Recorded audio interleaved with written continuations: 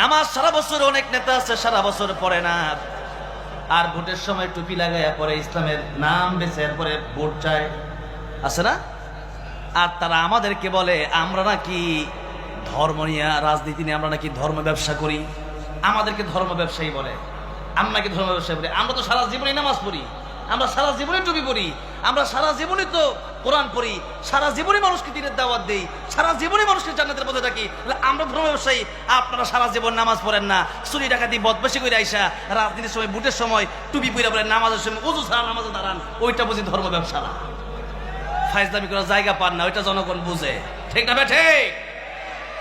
জনগণকে ধোঁকা দেওয়ার সময় কি এখনো আছে নাকি? আর জনগণ টের পাইছে, যখন সবই বুঝছে আমাদেরকে। আমরা যখন এই সমস্ত কথা আমি বলি তখন আমাকে টার্গেট করে অনেকেই লেখে, অনেকেই বলে।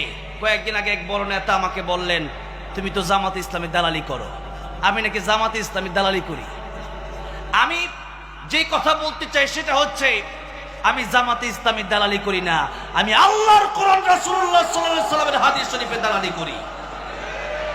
এত যদি আপনি জামাতে ইসলামী দালাল বলেন তো বলতে পারেন, যদি অন্য কোনো দলও থাকে ওইটা দালাল বললেও বলতে পারেন।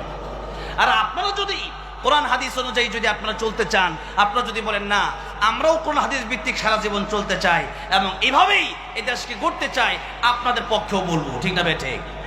যারা এই কোরআনের পক্ষে তাদের পক্ষেই আমরা আছি না নাই?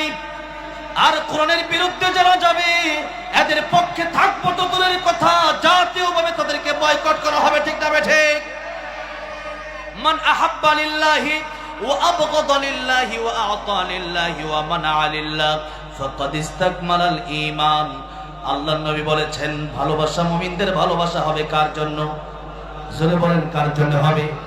মুমিনের ভালোবাসা হবে আল্লাহর জন্য, মুমিনের ঘৃণাও হবে আল্লাহর জন্য, মুমিনের কিছু দেওয়া সেটাও হবে আল্লাহর জন্য, মুমিনের কিছু না দেওয়া সেটাও হবে কার জন্য? সব হবে আল্লাহর জন্য। কারণ আল্লাহ বানাইছেন বিদায় তো আমাকে এত মানুষ টানে।